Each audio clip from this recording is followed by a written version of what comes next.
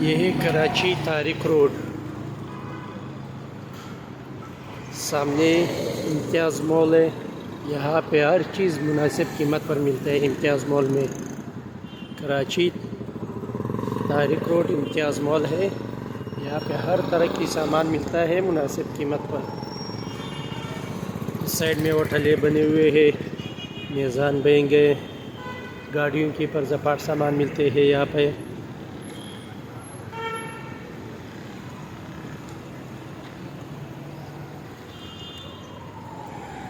ये इम्तियाज़ है।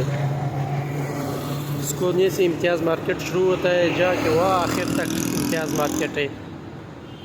यहाँ पे हर तरह की सामान मिलता है।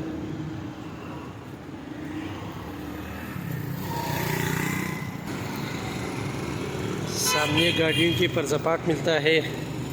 तारिक रोड है और इसके साथ इम्तियाज़ मार्केट, इम्तियाज़ मॉल, हर चीज़ यहाँ पे मिलता है।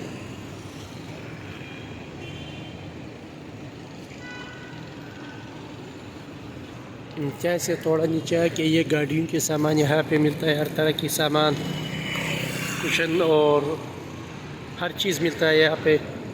और इस साइड पे भी गाड़ियों के सामान मिलता है। अगले सारी गाड़ियों की पेंसिल नंबर प्लेट बनते हैं।